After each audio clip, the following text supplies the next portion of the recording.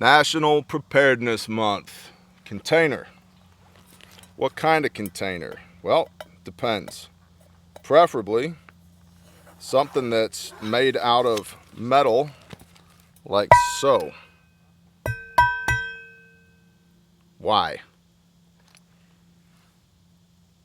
Because I can put this in the fire and it won't melt. Why would I need to put it in the fire? For purifying water, boiling water, cooking food, sterilizing instrumentation, morale. Maybe I just want a hot cup of coffee or a hot cup of tea, cook my ramen noodles, etc.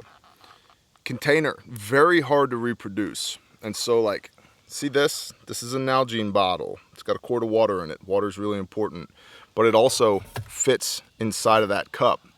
So when I put the Nalgene bottle in the Nalgene pouch, I make sure that the cup is in there as well, so that I can purify water, boil water, cook food, boost morale, etc., etc. Can you reproduce a container in the wild? Yes. Is it time consuming, calorie consuming? Absolutely. What about a water bottle? Just an old water bottle. Well, that's better than nothing if it's all I got, if I can use that to procure water, carry water around with. So it doesn't necessarily have to be your 3-liter Camelback or, blah, blah, blah. Your Nalgene bottles, your GI canteens, all of that. Where you get in the water to fill your container with. Do you know where the water sources are around you? Do you know what the traffic is like at those water sources, because predators hunt at the water source? What about how are you going to treat the water that you get? Do you have a filtration system, whether it's a Sawyer Mini, a Sawyer Squeeze, or a Catadine Hiker, or MSR, or whatever? Water filters. Filter. Keep the bad stuff out. Water. Life. Filter the bad stuff so that you live. It's a concept. Containers more than I have a metal cup.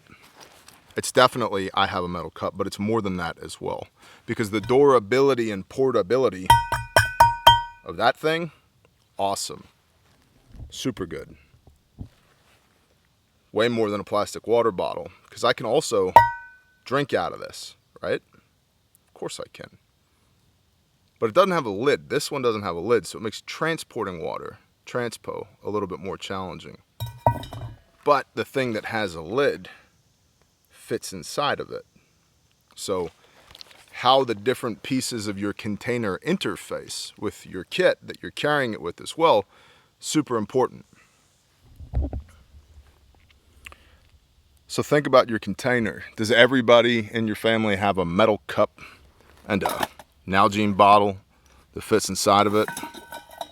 Or a GI canteen and a GI canteen cup? Or whatever you're into. An old pot. Go to the dollar store and get an old pot. It's super important. And I would recommend fill your containers with water, because a lot of y'all are running around without any water inside of your containers. So you're rucking and training with dry weight rather than wet weight. And that weight changes drastically when you add water to it. 8.35 pounds per gallon. I carry 2 gallons of water on me typically, because I regularly consume 1.5 gallons to 2 gallons of water a day. That's another 16.7 pounds, y'all.